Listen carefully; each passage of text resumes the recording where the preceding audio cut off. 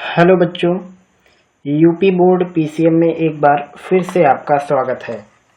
इस वीडियो में हम सॉल्व कर रहे हैं कक्षा 12वीं के गणित का अंशाल्व पेपर जो कि वर्ष 2024 में आया हुआ था और उसका कोड है 324 EY सेट 2।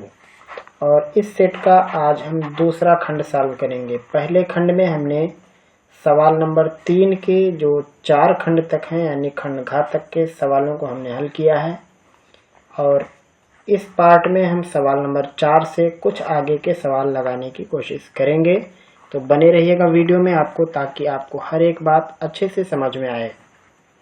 तो शुरुआत करते हैं आज के पहले सवाल की। सवाल दिया हुआ है, वह अंतराल ज्ञात करो जिसमें फलन f(x) बराबर 3x³ - 3x² - 36x + 7 वर्धमान है। ये सवाल है 2 अंक का और ये जो चौथा सवाल है केवल यही 2 अंक का है। उसके बाद सभी 5 अंक के प्रश्न शुरू हो जाते हैं। तो आइए हम इस सवाल को लगाएंगे और ये जो भी सवाल दिए गए हैं एक सवाल को आप कई तरीके से सॉल्व कर सकते हैं, लेकिन हम यहाँ वीडियो में आपको सबसे सरल तरीके से सिखाने की कोशिश करेंगे। तो सबसे पहले जो फलन दिया है हम उस फलन को लिखते हैं। सवाल नंबर 4 का पहला खंड है। फलन दिया हुआ है f(x) = 3x³ - 3x² - 36x और प्लस में 7। ये एक फंक्शन है और इसमें कहा है वर्धमान। तो चाहे आपको वर्धमान निकालना हो या ह्रासमान, दोनों के कंडीशन में सबसे पहले हमें इस f(x) का अवकलन करना होगा, यानी हमें इसका f' निकालना होगा। तो यहाँ पे लिखेंगे वर्धमान या ह्रासमान, दोनों कंडीशन में। अब चाहे तो केवल वर्धमान लिख सकते हो, लेकिन हम यहाँ दोनों लिखते हैं। चाहे वर्धमान निकालना हो या ह्रासमान, दोनों के कंडीशन में आपको इसका अवकलन निकाल के उसे 0 के बराबर करना पड़ता। तो लिखेंगे वर्धमान या ह्रासमान के लिए जो f' आएगा, यानी f(x) का x के सापेक्ष अवकलन जो आएगा उसका मान होना चाहिए 0। तो अब हम इस फलन का x के सापेक्ष जब अवकलन करेंगे तो नियम मालूम है आपको, जो पावर है वो आगे आ जाता है। तो 3 का 3 में गुणा हो जाएगा 9 और घात में 1 कम हो जाता है तो ये हो जाएगा x²। सेम कंडीशन 3 में 2 के साथ गुणा होके हो जाएगा 6x और यहाँ पे बचेगा 36 और 7 खत्म हो जाएगा क्योंकि अंकों का अवकलन 0 होता है। यहाँ पे हम लिख देते हैं हमने ऐसा क्यों किया। d/dx of x to the power n, ये होता है nx to the power n - 1, यानी जो भी घात लिखा उसको आगे लिख के उसमें 1 कम कर दो। और d/dx of c = 0, यानी कोई भी कांस्टेंट हो उसका अवकलन 0 होता है। इन्हीं दोनों का इस्तेमाल हमने इसके अवकलन में किया हुआ है। अब हम क्या करेंगे, देखो सब में 3 कॉमन है तो हम उससे डिवाइड कर देते हैं। तो ये बचेगा अब 3x² - 2x - 12 = 0। आपको फैक्टर करके x की वैल्यू निकालनी है, लेकिन नॉर्मल इसका फैक्टर नहीं होगा क्योंकि गुणा करके 36 लाना है और घटा के 2 लाना है। तो ऐसी कोई संख्या नॉर्मल नहीं है, तो इसलिए इसका उत्तर भिन्नात्मक या दशमलव में आ सकता है। तो इसको हल करने के लिए हम सूत्र इस्तेमाल करेंगे और सूत्र क्या होता है, x की वैल्यू होती है -b ± √b² - 4ac/2a। ये होता है x का सोल्यूशन, जहाँ पे a है x² का गुणांक, b जो है वो x का गुणांक है और c जो है बिना x वाला है। तो वो सारी वैल्यू इसमें रख के x की वैल्यू निकाली जा सकती है। तो ये सवाल बनेगा b की वैल्यू -2 है, यानी हम उसकी वैल्यू यहाँ लिखेंगे, प्लस b² यानी -2 का स्क्वायर तो हो जाएगा 4 -4 × a का मान है 3 और c की वैल्यू है -12। बाई 2a, यानी 2 इंटू ए की वैल्यू है 3। ये सारी वैल्यू आप रख के सॉल्व करेंगे तो क्या मिलेगा, देखो माइनस माइनस प्लस,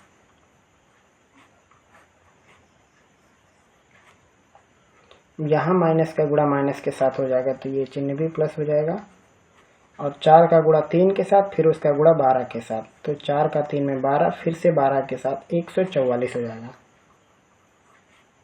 और नीचे है 6, या x की वैल्यू क्या मिलेगी, 2 प्लस माइनस 44, ये 144 के साथ 4 जोड़ देंगे तो हो जाएगा ये 148 बटे में 6। चाहे तो आप यहाँ से इसको लिख सकते हैं 4 गुणे 37 है ये, और आप यहाँ पे से 4 का वर्गमूल 2 बाहर ले सकते हैं, या फिर इसको ऐसे ही रहने दो, चाहे तो आप इसको ऐसा भी लिख सकते हो, 2 plus minus 2 under root 37 by 6। अब कहोगे ये कैसे हो गया, 2 अंदर जाएगा तो स्क्वायर बन के यानी 4 हो जाएगा। अब 4 का गुणा 37 में करेंगे तो 148 आएगा, 4 से 28, 4 3 12 2 14। या फिर आप इसको लिख सकते हो 1 plus minus under root 37 by 3, 2 से डिवाइड करेंगे तो 3 आएगा, यानी यहाँ से x की 2 वैल्यू मिल गई। एक वैल्यू हो गई 1 प्लस अंडर रूट 37 बाई 3, और एक वैल्यू हो गई x की 1 minus under root 37 by 3। x की 2 वैल्यू आ गई। अब यहाँ से लगाने के तरीके चेंज हो जाते हैं। एक तरीका यह है कि हम यहाँ पे जो आया है f डैश x, इसका रिटर्न डिफरेंशियल करेंगे और उसमें ये जो वैल्यू आई है इनको रखेंगे। जो वैल्यू रखने से नेगेटिव आ जाएगी उस पे वैल्यू वर्धमान का आएगा, और जो वैल्यू रखने पर पॉजिटिव आएगी उस पर वैल्यू ह्रासमान का आएगा। और दूसरा तरीका यह है कि हम इसको आरेख पर दिखाएंगे। आरेख पर दिखाने के लिए सबसे पहले हम ऐसे एक ग्राफ बना लेते हैं। यहाँ पे देखो x की 2 वैल्यू आई है, ये वाली जो वैल्यू है नेगेटिव में आएगी, क्योंकि कुछ भी आएगा 6 से थोड़ा सा बड़ा आएगा। 6 का स्क्वायर 36 होता है, तो थोड़ा 6 से बड़ा आएगा, यानी माइनस में ही आएगा ये। तो ये वाला जो पार्ट है उसको हम इधर मान लेते हैं कि ये हो गया 1 माइनस 37 बाई 3, और ये वाला जो पार्ट है ये पॉजिटिव है, 1 प्लस रूट 37 बाई 3, और इधर का पार्ट है इसकी वैल्यू है माइनस में इन्फिनिटी और इसकी वैल्यू है प्लस में इन्फिनिटी। तो ये जो वाला जो पार्ट है ये है वर्धमान का,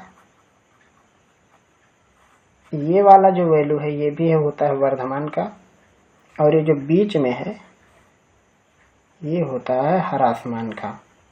तो सवाल में कहा है वो अंतराल बताओ जहां ये वर्धमान है, तो ये अंतराल बनेंगे। तो यहाँ पे लिखेंगे वर्धमान के लिए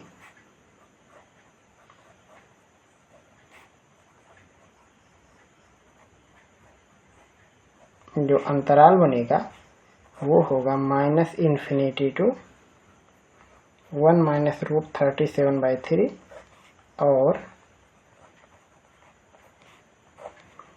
1 plus root 37 by 3 comma infinity.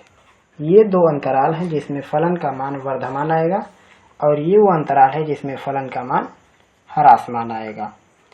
या फिर दूसरा तरीका क्या है, आपको इसका दूसरी बार अवकलन करना है और उस अवकलन में इन दोनों वैल्यू को रखना है। जिस पे वैल्यू नेगेटिव आ जाएगी वो वर्धमान दिखाएगा, और जिस पे वैल्यू पॉजिटिव आएगी वो ह्रासमान दिखाएगा। या फिर आप इस तरीके से आंसर लिख सकते हैं, या फिर आप इसको दशमलव में कन्वर्ट करोगे वो भी, तब ये वाला अंतराल भी आपका दशमलव में आएगा और ये वाला अंतराल भी आपका दशमलव में आएगा। तो किसी भी तरीके से इसको सॉल्व किया जा सकता है। और अब आप इस सवाल को नोट कर सकते हैं। ये है सवाल नंबर 4 का पहला खंड।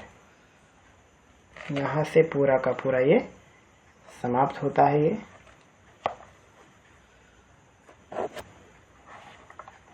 अगला सवाल देखिए, ये है सवाल नंबर 4 का दूसरा खंड।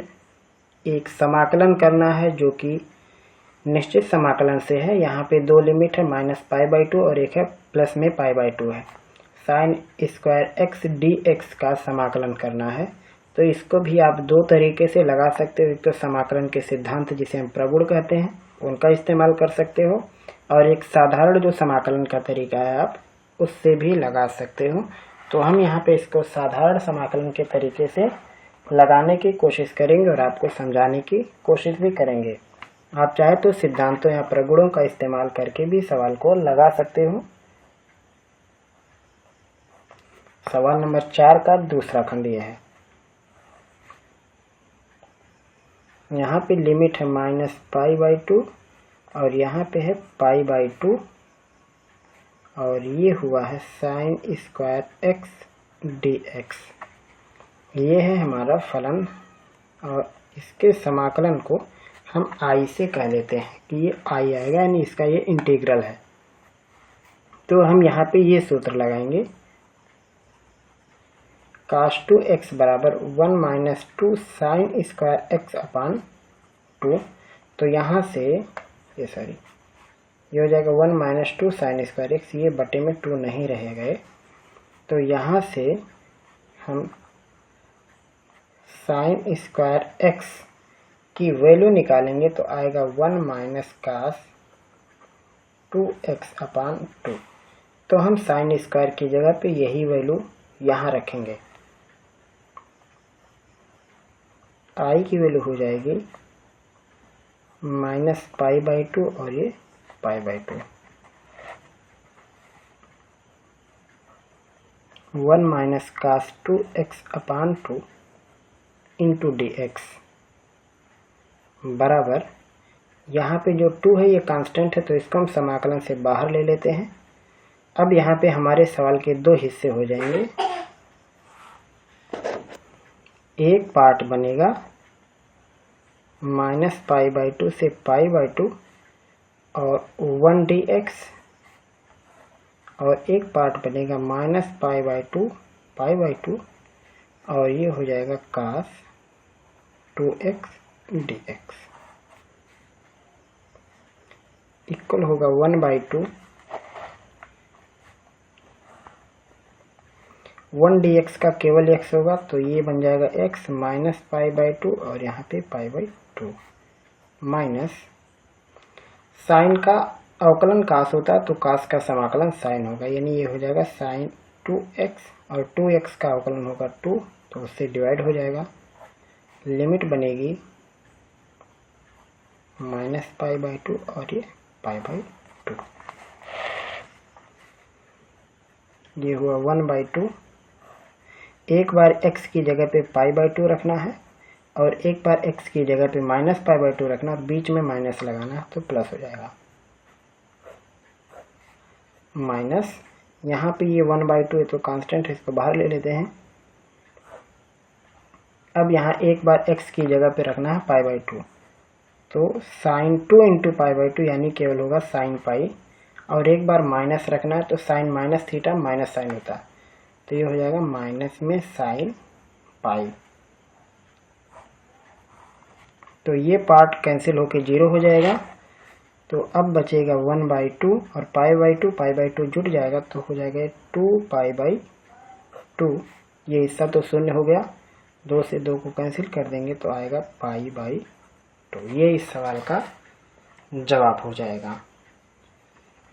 तो ये एक सिंपल तरीका है जिसके जरिए हमने लगाया है। यहाँ पे हमने किसी तरीके की कोई प्रगुण इस्तेमाल नहीं किए हैं। आप इसी सवाल को चाहे तो प्रगुण के सहारे भी लगा सकते हो। वो सिद्धांत ये है कि अगर हमारे पास लिमिट ऐसा ऊपर पॉजिटिव नीचे नेगेटिव है तो इसका मतलब ये होता है यहाँ इसके आगे 2 से गुणा हो जाएगा और ये वैल्यू हो जाएगी, कोई एक लिमिट ऊपर वाला रह जाएगा और नीचे का पार्ट 0 हो जाएगा। उसके सहारे भी इस सवाल को लगाया जा सकता है। यहाँ पर हम आपको बता देते हैं, आप लगाने की कोशिश करना। ये सिद्धांत हम आपको बता देते हैं और उसी सिद्धांत पर ये सवाल लगेगा। नियम ये होता है कि मान लो नीचे नेगेटिव लिमिट है और ऊपर पॉजिटिव सेम लिमिट है, और आपके पास एक फंक्शन है fx dx, तो इसको हम लिख सकते हैं 2 नीचे 0 ऊपर a, और ये हो जाएगा fx dx, ऐसा भी लिख सकते हो। और इसमें एक और ये अपनाया जाएगा कि हम इसकी जगह पे इन दोनों के योगफल में से x घटा के भी लिख सकते हैं, यानी हम इसको लिखेंगे a0 f a प्लस 0 यानी a, तो ये हो जाएगा a माइनस एक्स dx। एक ये इस्तेमाल होगा नियम और एक ये इस्तेमाल होगा, इन्हीं दोनों के सहारे से सवाल लगा देंगे। आइए थोड़ा सा एक झलक दिखाते हैं हम आपको सवाल का। तो सवाल था sign square X dx, limit थी -π/2 और इधर थी π/2, ये है i की वैल्यू। तो हम इसको लिख देंगे 2, ये हो जाएगा 0 और ये हो जाएगा π/2। यहाँ हमने जो लिखा है नीचे 0 और ऊपर पहला लिमिट जो था, फिर यहाँ पे वही फंक्शन रहेगा साइन स्क्वायर एक्स dx, इसको हम समीकरण नंबर 1 कह देंगे। अब उसके बाद हम ये नियम लगाएंगे और जो आएगा उसको हम समीकरण 2 कहेंगे। तो हो जाएगा 2 0 π/2। अब हम x की जगह पे π/2 माइनस एक्स लिखेंगे।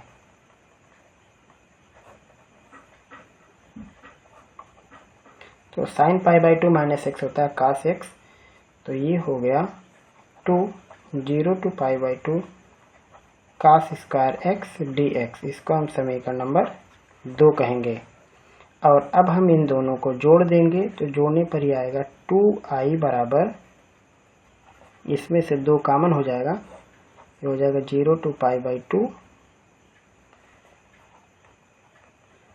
साइन स्क्वायर एक्स dx, चाहे तो एक बार लिख देते हैं 0 to π/2 cos square X dx।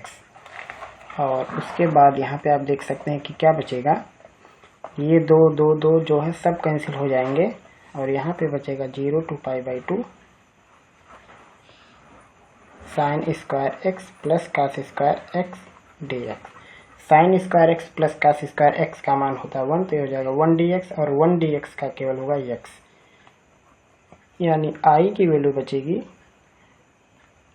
यहाँ पे एक बार हम दिखा देते हैं कि यहाँ हमने किया है, ये है i की वैल्यू कैसे हुई, देखो 2 2 2 सब कट जाएगा, तो i की वैल्यू यही बचेगी sign square X plus cos square X dx। तो ये हो जाएगा 1 dx यानी केवल x, तो लिमिट हो जाएगा 0 to π/2, x की जगह π/2 और x की जगह पे 0 करेंगे तो केवल आएगा π/2। तो ये है प्रगुण, जिसमें ढेर सारे नियम इस्तेमाल होते हैं और आपको नियम इस्तेमाल करते समय जरूर लिखना होता है कि कहाँ पे आपने कौन सा नियम लगाया है। और एक ये तरीका जो हमने शुरू में लगाने की कोशिश की है और आपको समझाने की कोशिश की है, दोनों का उत्तर सेम है। और भी बहुत सारे तरीके से सवालों को आप लगा सकते हैं। उसके बाद दिखाते हैं हम आपको इसका अगला सवाल, और ये सवाल है सवाल नंबर 4 का तीसरा खंड। दिया हुआ है यदि R1 और R2 समुच्चय A में 2 तुल्यता संबंध है तो सिद्ध करो कि R1 इंटरसेक्शन R2 भी A में एक तुल्यता संबंध है। यह है सवाल नंबर 4 का तीसरा खंड। दिया हुआ R1 और R2 समुच्चय A में 2 तुल्यता संबंध है। तो सवाल में खुद दिया है,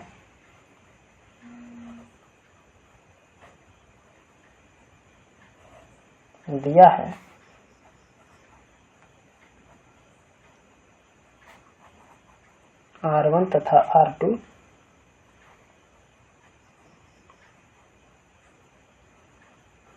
समुच्चय A में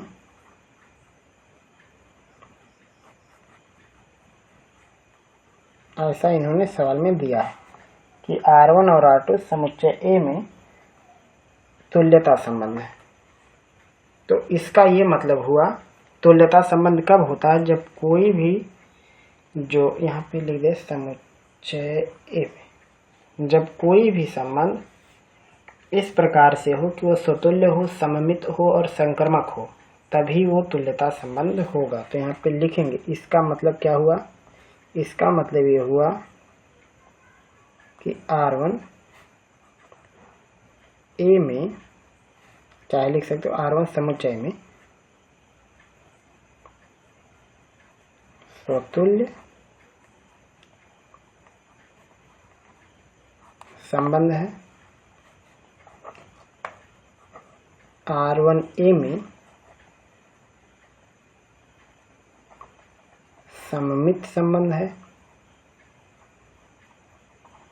और R1 A में संकर्मक संबंध है।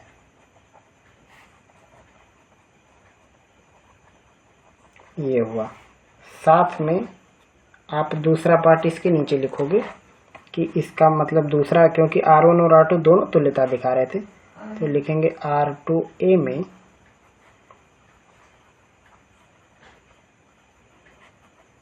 स्वतुल्य संबंध है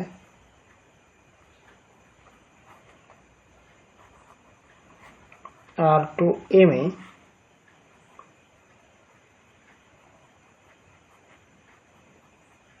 सममित संबंध है और R2A में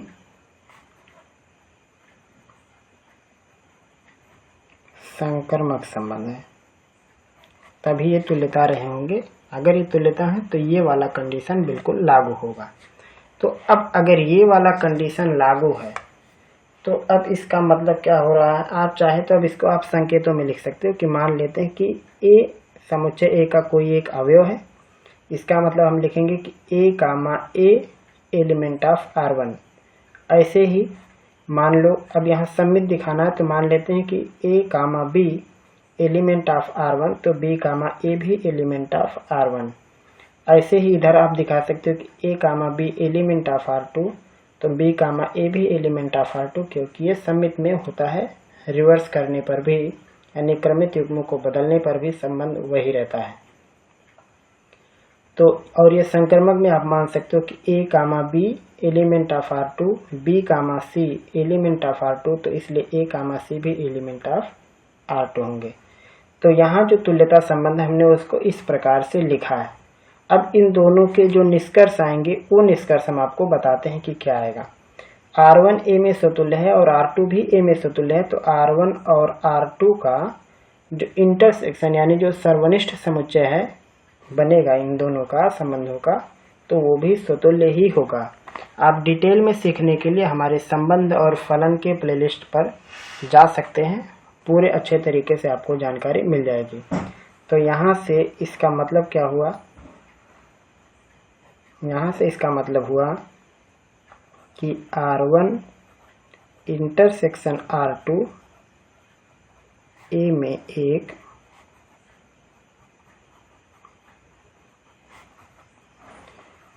स्वतुल्य संबंध है, वो इन दोनों से निष्कर्ष निकला हुआ। आप चाहे तो इसको A element of R1, A comma B element of R1, B comma A element of R1, उस टाइप से भी आप इसको प्रूव कर सकते हो, या फिर ये जो हम आपको एक सिंपल तरीका बता रहे हैं ऐसे भी लगा सकते हो। उसके बाद हम लिखेंगे कि R1 इंटरसेक्शन R2 A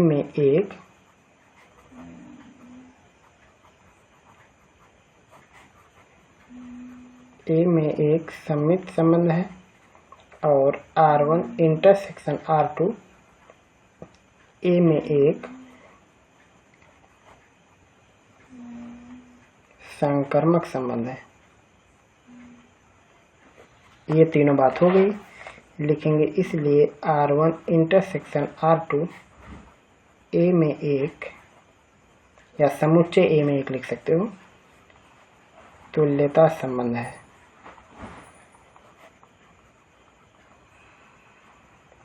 और ये हुआ इस सवाल का जवाब। आप इसको चाहे तो संकेतों के रूप में या फिर ऐसे जो हमने नॉर्मल लिखा है इस तरीके से इसको लगा सकते हो। तो यह है सवाल नंबर 4 के तीसरे खंड का जवाब। उसके बाद अगला सवाल आता है सवाल नंबर 4 का चौथा खंड। यदि A वेक्टर, B वेक्टर और C वेक्टर मात्रक सदिश है। मात्रक सदिश का मतलब होता है इनका परिमाण एक है। और दिया हुआ A vector plus B vector plus C vector की वैल्यू 0 है, तो दिखाना A vector dot B vector plus B vector dot C vector और C vector dot A vector की वैल्यू कितनी होगी। तो ये है सवाल नंबर 4 का चौथा खंड।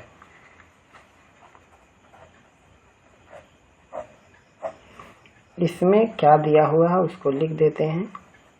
दिया है A vector comma B vector comma C vector मात्रक सदिश हैं।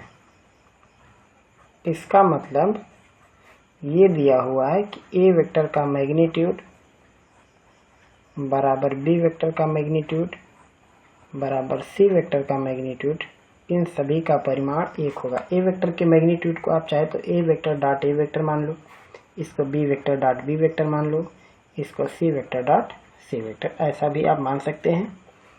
तो ये इसके हिसाब से दिया हुआ है कि इन सभी की मैग्नीट्यूड है 1। और सवाल में साथ में दिया हुआ है A vector plus B vector plus C vector की वैल्यू है 0। ये चीज इन्होंने दिया है, ये भी चीज दिया हुआ है। इन्हीं दोनों का सहारा लेके हम आगे की वैल्यू निकालेंगे। तो हमको लेके आना A vector dot B vector dot C vector और C vector dot A vector की वैल्यू। तो उसके लिए हम क्या करेंगे, यहाँ पे इसको हम कोई एक समीकरण मान लेते हैं। हम इसमें से किसी एक वेक्टर को दूसरी तरफ कर देते हैं। जैसे मान लो हम सी को दूसरी तरफ कर दें, तो ये हो जाएगा A vector dot B vector बराबर माइनस सी वेक्टर। अब हम यहाँ पे ए बी में सी वेक्टर से गुणा करा देंगे, तो ये हो जाएगा सी वेक्टर डॉट ए वेक्टर, चाहे आप इसको ए वेक्टर डॉट सी वेक्टर लिख सकते हो। अब इस गुणा में क्रम का कोई मतलब नहीं होता है। और ये होगा B vector dot C vector और ये होगा माइनस में C vector dot C vector. तो इसको लिख सकते हैं C vector dot A vector plus B vector dot C vector, और C vector dot C vector मतलब सी का मैग्नीट्यूड जिसकी वैल्यू है 1, तो इसकी वैल्यू हो जाएगी 1 और आगे माइनस। इसको हम कह देते हैं समीकरण नंबर 2। लिखेंगे पुनः समीकरण 1 से। समीकरण नंबर 1 में फिर से सुधार करेंगे। अब की बार हमने ए बी को लिया, अब हम बी सी को लेंगे। तो B vector plus C vector को हम लिखेंगे माइनस ए वेक्टर। अब हम यहाँ सब में ए से गुणा करा देंगे, तो ये हो जाएगा A vector dot B vector plus C vector dot A vector बराबर होगा minus A vector dot A vector. चाहे यहाँ लिख सकते हैं दोनों पक्षों में ए वेक्टर से गुणा करने पर। तो ये हो गया A vector dot B vector plus C vector dot A vector की वैल्यू हो गई -1। ये हो गया समीकरण नंबर 3। देखेंगे पुनः समीकरण 1 से। अब की बार हम ए बी बी सी, अब की बार हम सी और ए को एक तरफ छोड़ेंगे और बी को दूसरी तरफ कर देंगे, तो ये माइनस हो जाएगा। अब हम यहाँ सी ए है बी से गुणा कराएंगे, तो होगा B vector dot C vector A vector dot B vector बराबर minus B vector dot B vector, यानी B vector dot C vector A vector dot B vector बराबर हो जाएगा -1। ये है समीकरण नंबर 4। तो हम क्या करेंगे, 2 3 4 को जोड़ देंगे, 2 3 और 4। जब हम जोड़ेंगे तो देखो ए बी 2 जगह आएगा, सी ए 2 जगह आएगा और बी सी 2 जगह आएगा। तो ये बन जाएगा हमारा 2 A vector dot B vector B vector dot C vector और C vector dot A vector की वैल्यू हो जाएगी -3। ऋण 3 हो जाएगा। तो यहाँ से ये A vector dot B vector B vector dot C vector और C vector dot A vector की वैल्यू आएगी -3/2। या फिर आप क्या करो, इसका होल स्क्वायर करके भी सवाल को लगाओगे तब भी ऋण 3/2 ही आएगा। ये हुआ इस सवाल का जवाब, सवाल नंबर 4 का चौथा खंड। इसके बाद हम लोग लगाते हैं अगला सवाल।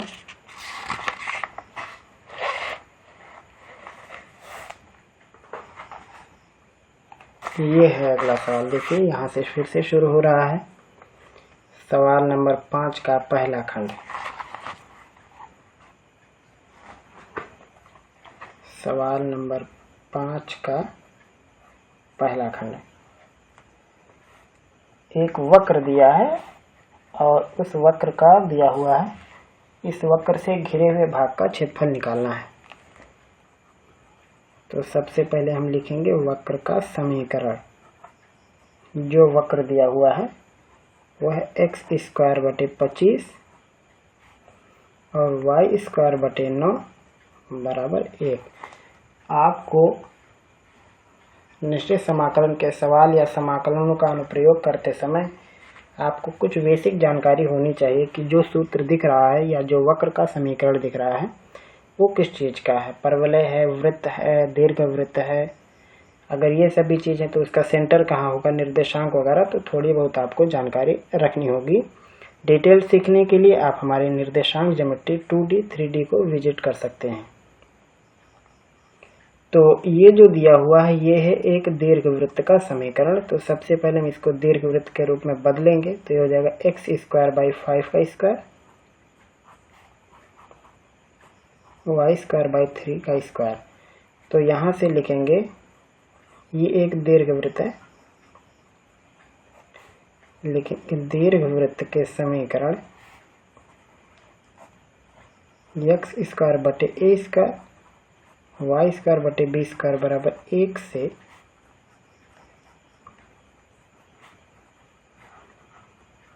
तुलना करने पर, तो यहाँ पे a की जगह पे 5 और b की जगह पे 3, तो a बराबर 5 होगा और b बराबर हो जाएगा 3। तो आइए अब हम यहाँ पे एक दीर्घवृत्त का चित्र बनाएंगे जिसका हमें क्षेत्रफल निकालना है।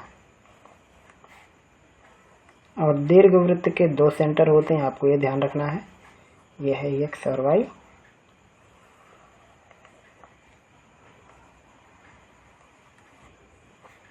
ये हमने एक रफली इमेज बना लिया दीर्घवृत्त का, जिसमें से जो ये है a की वैल्यू जो कि है 5, तो ये हो जाएगा 5,0 और ये b की वैल्यू है 0,3, इसका निर्देशांक होगा। सेम ऐसे ही -5,0 और इसका 0,3।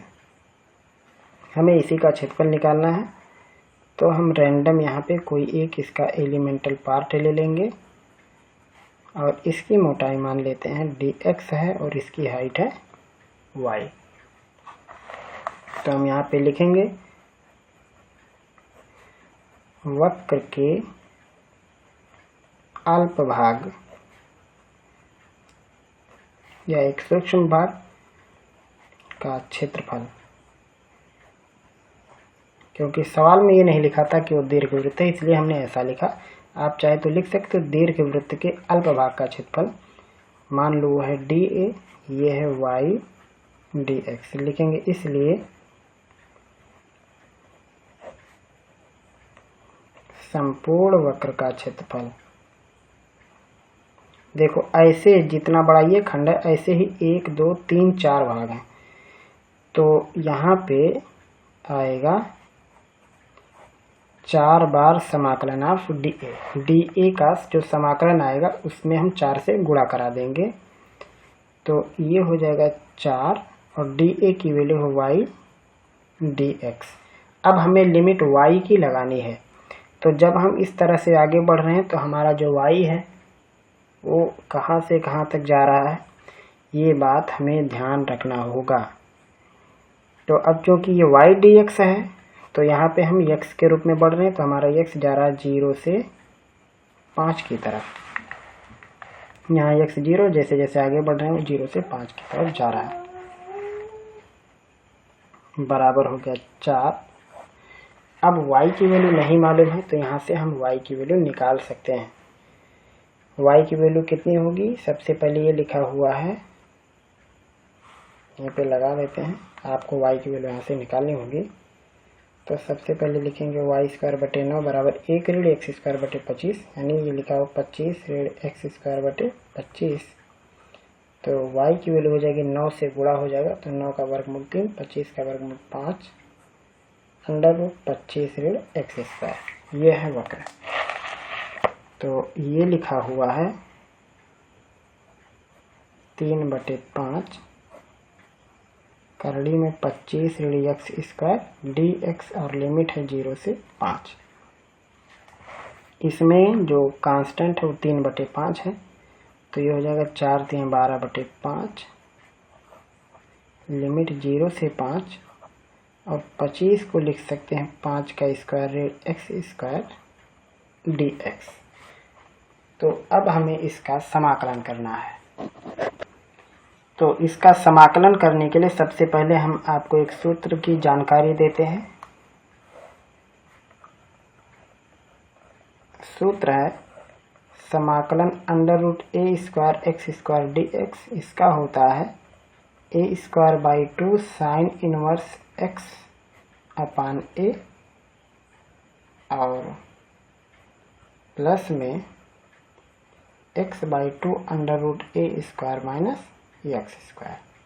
इसी का हम सहारा लेंगे और प्लस में एक कांस्टेंट c लगाएंगे, जो कि यहाँ पे निश्चित समाकलन है तो हमें यहाँ पे कोई कांस्टेंट लगाने की ज़रूरत नहीं है।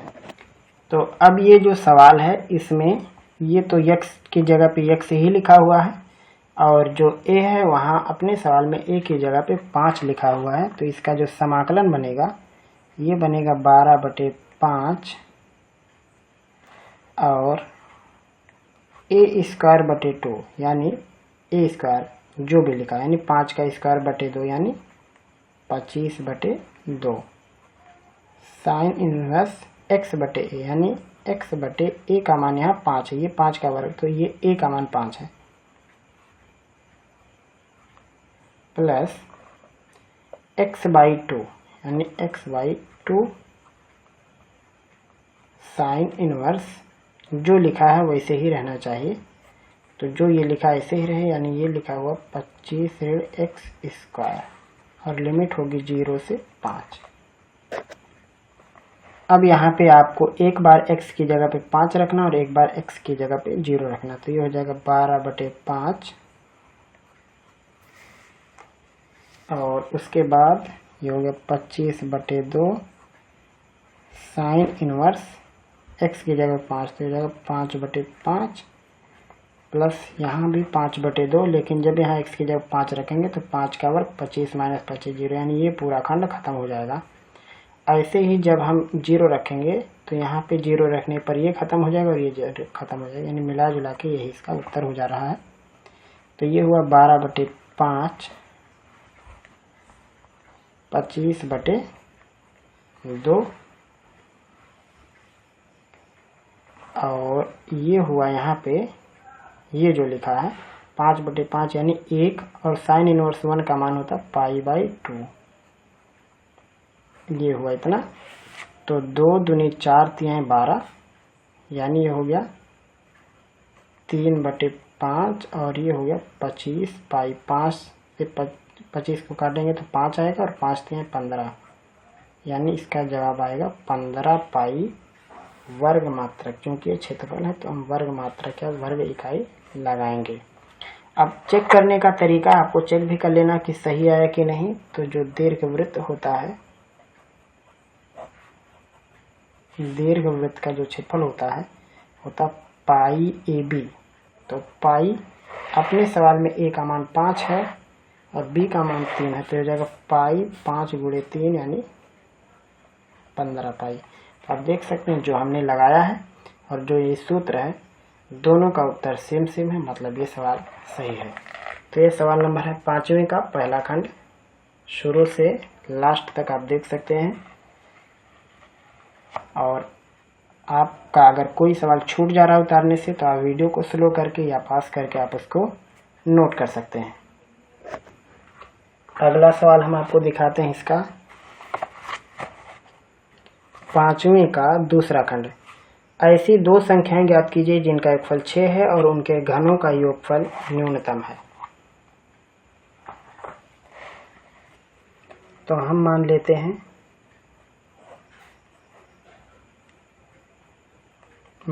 हैं कि जो संख्याएं ये 5वें का दूसरा खंड है। संख्याएं एक x है और एक हो जाएगा 6 - x, क्योंकि जोड़ने पर 6 आ रहा है तो एक अगर x है तो दूसरा 6 - x हो जाएगा। लिखेंगे घनों का योग, क्योंकि उसी को न्यूनतम या अधिकतम करना है। तो जिसको भी न्यूनतम या अधिकतम करना हो उसको किसी संकेत के रूप में दिखाएंगे। मान लो यस है यानी सम है, तो एक हो जाएगा एक्स क्यूब और एक हो जाएगा 6 माइनस एक्स का होल क्यूब। तो यहाँ पे लिखेंगे योग के न्यूनतम या अधिकतम, जैसे अभी वर्धमान ह्रासमान लिख रहे थे, योग के न्यूनतम या अधिकतम के लिए ds बाई डी एक्स, ये x है तो x के सापेक्ष जो इसका अवकलन होगा वो 0 होगा। तो अब हम अवकलन लिखते हैं। एक्स क्यूब का अवकलन होगा 3x स्क्वायर और इसका अवकलन होगा 6 माइनस एक्स का स्क्वायर और फिर से अवकलन करेंगे तो आएगा -1 और ये वैल्यू हो गई 0। इसको लिख सकते हैं 3x स्क्वायर माइनस, इस माइनस का गुणा कराएंगे तो माइनस हो जाएगा, 6 माइनस एक्स का स्क्वायर इक्वल 0। तो अब हम यहाँ पे 3 से डिवाइड करेंगे तो आएगा ये x square minus 6 minus x का स्क्वायर बराबर 0। इसको सॉल्व करेंगे तो हो जाएगा एक्स स्क्वायर माइनस 36 धन एक्स स्क्वायर ऋण 12x बराबर 0। हल करने पर एक्स स्क्वायर ऋण 36 ऋण एक्स स्क्वायर धन 12x बराबर 0। तो ये लिखा हुआ है 12x ऋण 36 बराबर 0 या x बराबर 36 बटे 12 यानी 3, x का मान 3 आया। तो अधिकतम या न्यूनतम के लिए x का मान 3 है। तो अब हम कैसे कन्फर्म करेंगे कि x बराबर 3 पर अधिकतम ही है या न्यूनतम है? तो इसके लिए हम क्या करेंगे, इसका दूसरी बार हम अवकलन करेंगे यहाँ पे। तो लिखेंगे D square S by D x square. तो ये जो आपका पहली बार का अवकलन आया इसका रिटर्न डिफरेंशियल करेंगे तो 3 दूनी 6x हो जाएगा और ये हो जाएगा ऋण 2 तिहाई 6 और 6 ऋण x, फिर से 6 ऋण x का करेंगे तो ऋण 1 आएगा। तो ये हो जाएगा 6x माइनस प्लस 6 क्वेश्चन में 6 माइनस एक्स। अब हम दूसरी बार के डिफरेंशियल में पहली बार के डिफरेंशियल को शून्य करने पर जो आया उसको यहाँ पे रखेंगे। x बराबर 3 पर देखते हैं D square S by D x square की वैल्यू कितनी आती है। तो हो जाएगा 6 गुणे 3 धन 6 कोष्टक में 6 ऋण 3, 6 तिहाई 18 धन 6 और 6 में से 3 जाएगा 3 यानी 6 तिहाई 18 ये हो जाएगा 36। तो जब दूसरी बार के डिफरेंशियल में वैल्यू रखने पर ये चीज़ प्लस में आए तो समझ जाओ कि ये न्यूनतम मान शो कर रहा है और माइनस आए तो समझ जाओ कि इस पर अधिकतम होगा। तो यहाँ पे लिखेंगे इसलिए x बराबर 3 पर न्यूनतम मान प्राप्त होगा। ये हो गया कन्फर्म। लिखेंगे इसलिए संख्याएं 3, 6 ऋण 3 या 3, है, यानी पहली संख्या भी 3 हुई और दूसरी संख्या भी 3 हुई, क्योंकि यहाँ एक x था दूसरा 6 माइनस एक्स था। तो ये 3, ही होंगे, पहली संख्या भी 3 और दूसरी संख्या भी 3। आप 5, 1, 4, 2 इस हिसाब की संख्याएं लेंगे तो अधिकतम वैल्यू शो करने लगेगा। तो यहाँ न्यूनतम के लिए इनका जवाब होगा 3, कंप्लीट सॉल्यूशन आप वीडियो के अंदर देख ही सकते हैं। कोई भी डाउट हो या कुछ समझ में नहीं आए तो आप कमेंट सेक्शन से हमसे पूछ सकते हैं। अब दिखाते हैं हम आपको इसका अगला सवाल, सवाल नंबर 5वें का तीसरा खंड। हम यहाँ सवाल को बहुत स्लो तरीके से लगा रहे हैं और साथ में कोशिश कर रहे हैं कि आपको सवाल समझ में आए। ये सवाल है सवाल नंबर 5वें का तीसरा खंड, जिसमें एक सारणिक दी गई है और इस सारणिक को इसके बराबर प्रूफ करना है। तो यहाँ पे जो सारणिक दी गई हम सबसे पहले सारणिक की वैल्यू लिखते हैं। मान लो हमने सारणिक को ए नाम दिया है और ये है x, y, z, x square, y square, z square. यहाँ पे है x plus y y plus z और जेड प्लस एक्स, ये दिया हुआ है। आपको सारणिक के सिद्धांत और अवयव के सिद्धांत मालूम होने चाहिए कि वो क्या है। अगर हम इसके दो पंक्तियों को जोड़ के किसी पंक्ति पर लिखें या दो स्तंभों को जोड़ के किसी पर लिखें तो वैल्यू नहीं बदलती है। तो यहाँ पे हम पहले और तीसरे को जोड़ के तीसरी की जगह पर लिख देंगे। तो हम यहाँ पे ऐसा लिख देते हैं इसको, चाहे तो आप पहले पोजीशन पर लिख दो या फिर तीसरे पर, जहाँ आपकी इच्छा आप उसकी जगह पर लिख सकते हो। तो हम चलो इसको पहले पर भी लिख सकते हैं और तीसरे पर भी, लेकिन हम यहाँ तीसरे पर ही लिखेंगे। तो हम लिखेंगे R1 प्लस R2, R2 नहीं बल्कि यह है 3, R1 प्लस R3। इसको हम R1 की जगह पर लिखेंगे, R1 की जगह पर लिखेंगे R1 प्लस R3। तो ये कितना हो जाएगा, एक्स वाई जेड ऐसे ही है, x square y square z square, और यहाँ 1 और 3 जुटेगा तो हो जाएगा ये।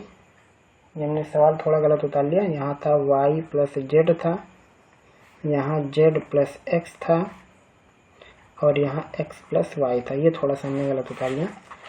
y z है, z x है, x y है, तो ये y z के साथ x जुड़ेगा तो हो जाएगा x plus Y plus z. यहाँ भी हो जाएगा x plus Y plus z, और तीसरे वाले में भी x plus Y plus z. तो जो कॉमन है सब में से उसको हटा देंगे, तो ये हो जाएगा x plus Y plus Z,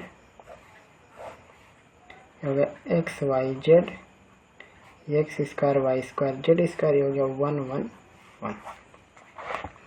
अब हम इसको 0 करना चाहेंगे तो हम C1 माइनस C2 करेंगे, C2 माइनस C3 करेंगे। तो हम C1 की जगह पे C1 माइनस C2 लिखेंगे और C2 की जगह पे C2 माइनस C3 लिखेंगे। तो हो जाएगा ये x plus Y plus z, x minus y, x square minus y square 1 1 0, y minus z, y square minus z square, और ये 0, जेड जेड स्क्वायर, और ये 1। तो ये लिखा है x minus y x plus y, तो कॉमन हो जाएगा एक्स माइनस वाई, इसमें से वाई माइनस जेड, तो बाहर हुआ ये X minus Y, Y minus Z, और X plus Y plus Z पहले से है, हो गया 1 x plus Y 0, 1 Y plus Z 0, Z Z square, और ये 1। अब हम क्या करते हैं, 1 और 3 को आपस में इंटरचेंज करते हैं। तो जब दो पंक्तियों को आपस में बदलो तो चिन्ह हम माइनस का लगा देते हैं। तो हम इसको ऐसा लिखेंगे, R1 और R3 को आपस में इंटरचेंज कर रहे हैं, तो आगे हमें माइनस चिन्ह लगाना पड़ेगा। x minus Y, Y minus Z, और ये x plus Y plus Z पहले से है, जो कि 0 0 1, x plus y, y plus z, और ये जेड स्क्वायर, ये हो गया 1 1 जेड। अब हम लिखेंगे प्रथम पंक्ति के सापेक्ष प्रसार करने पर।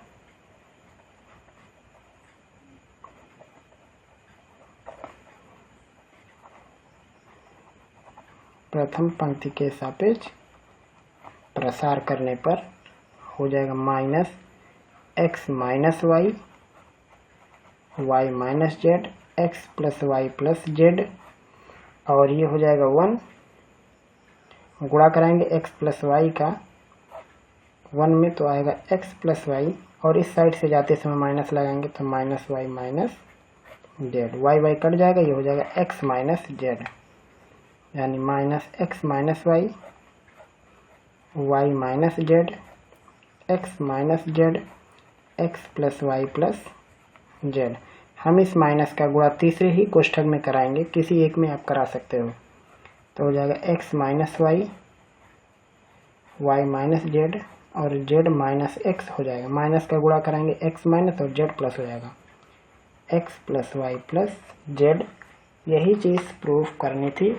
यह है सवाल नंबर 5वें का तीसरा खंड। यहाँ तक इसका पूरा सॉल्यूशन है। अब दिखाते हैं हम आपको इसका अगला सवाल, जो है 5वें का चौथा खंड।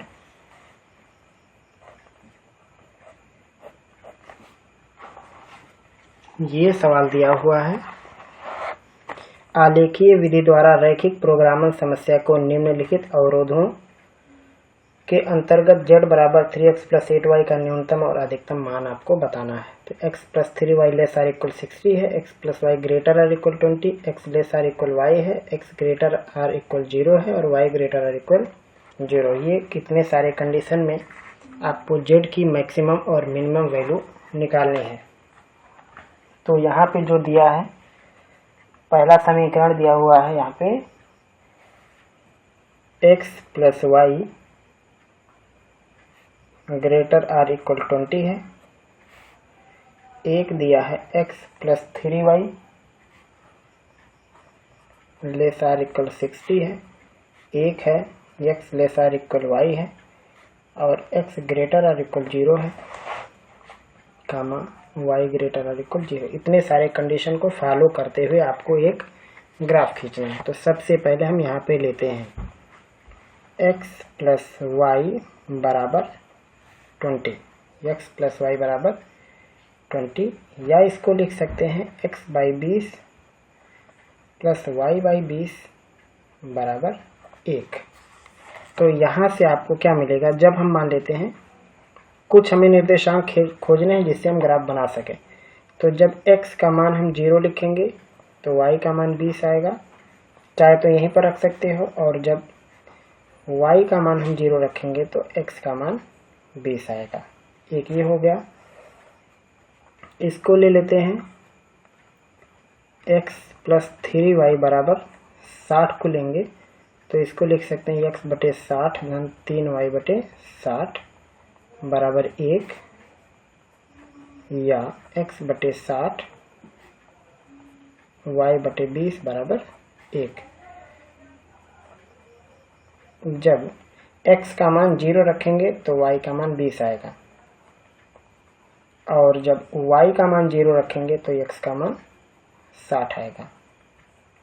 ये हो गया। और एक ये तीसरा है x बराबर y, तो जो मान x का है वही मान यहाँ पे y का लेना है। और ग्रेटर और लेस का निशान कैसे बनाना है वो हम आपको आगे ग्राफ के जरिए समझा रहे हैं। तो सबसे पहले हम एक ग्राफ बनाएंगे, ये x की वैल्यू और ऊपर की साइड में y की वैल्यू। पहले हम ये वाला लेते हैं, x की वैल्यू 0 है तो अब y की वैल्यू 20 है। हम यहाँ पे 10, 20, 30 का निशान मार देते हैं।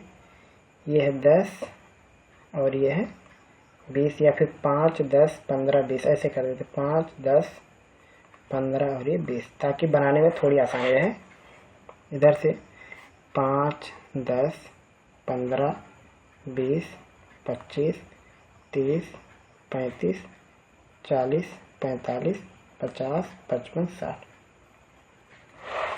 यहाँ पे इस हिसाब से हम इसको बनाते हैं।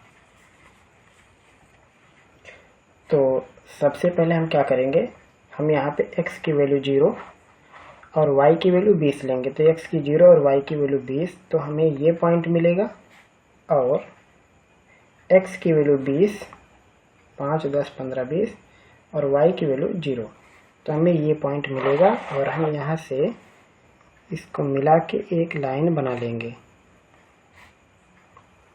ये, और इस लाइन को हम नाम दे देंगे तुरंत, ये है x प्लस वाई इक्वल 20।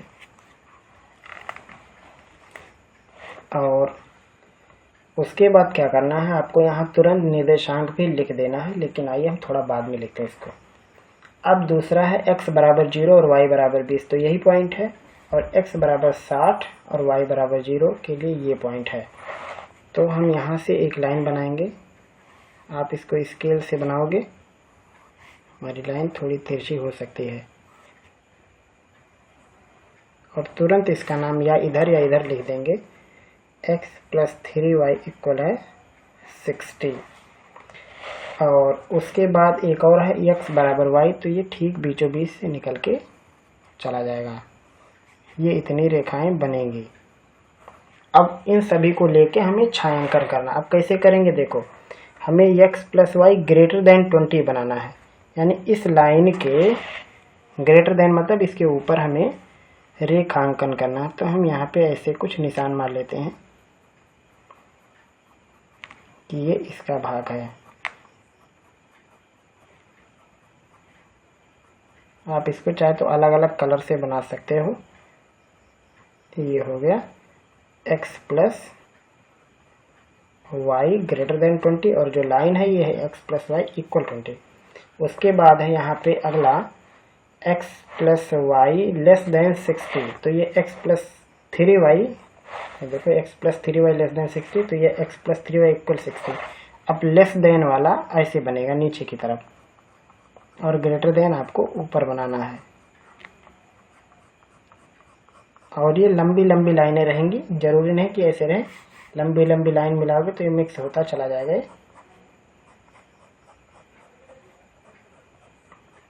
ऐसे करके ये बनता जाएगा। और ये जो है ये है x plus 3y less than 60, ये नीचे का हिस्सा है। उसके बाद तीसरी लाइन है x great less or equal Y.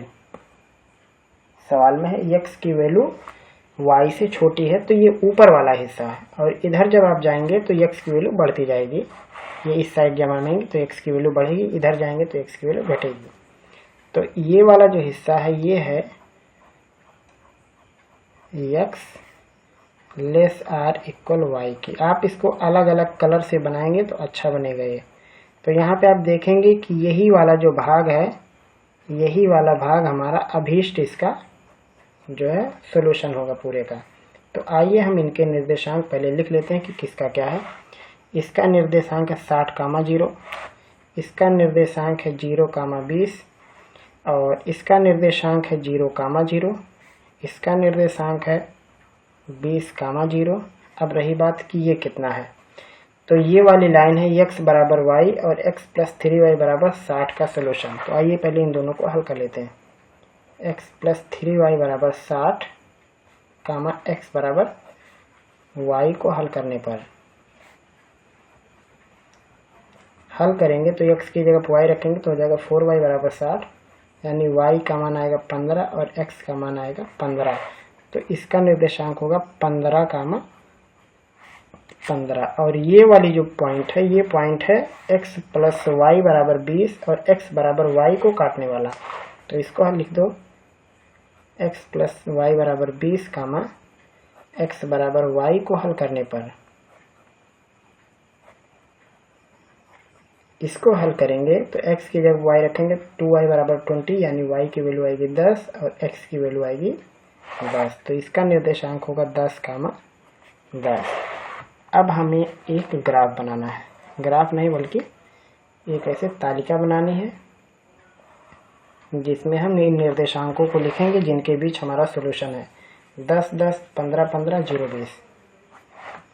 तो 0,20, 15,15 और 10,10 ये हमारे निर्देशांक हैं।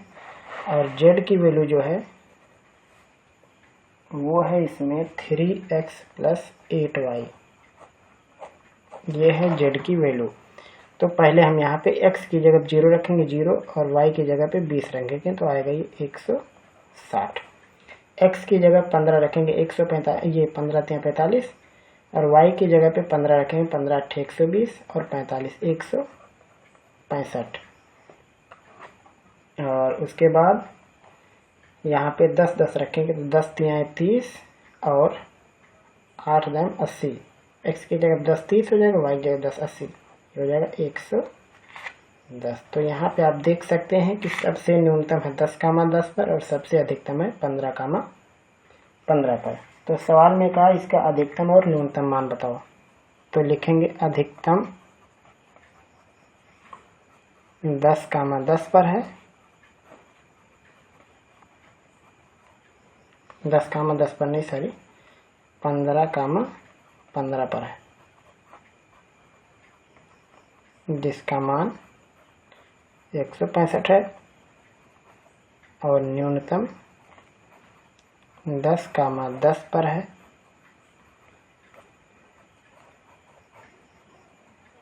जिसका मान 110 है। तो न्यूनतम वैल्यू 110, अधिकतम वैल्यू 165। किस पॉइंट पे न्यूनतम है? 10,10 पर। अधिकतम किस पे है? 15,15 पर। यह है सवाल नंबर 5 के चौथे खंड का सॉल्यूशन। यहाँ से लेके यहाँ तक इसका हल है। उसके बाद आता है 5वें का लास्ट खंड।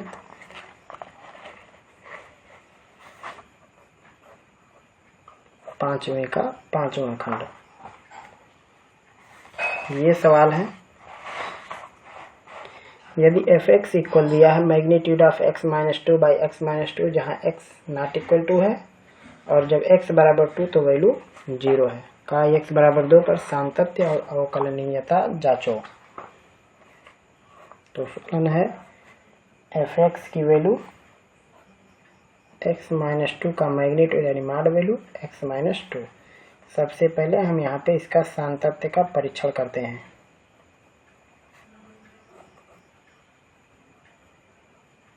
सातत्य परीक्षण के लिए हमें इसकी लेफ्ट हैंड की लिमिट निकालनी होगी। तरीका आपको मालूम है बाएं पक्ष का कैसे हम सीमा निकालते हैं। तो हम यहाँ पे थोड़ा सा लेस कर देते हैं, हमें लेस करना है और इसका मतलब ये होता है कि हमें करना है x - h, जहाँ h टेंड्स टू 0 है। ये एक लिमिट होती है, लिमिट h टेंड्स टू 0। और हमें चूंकि x बराबर 2 पर जांचना है तो इसका मतलब ये हो जाएगा f2 - h और लिमिट h टेंड्स टू 0।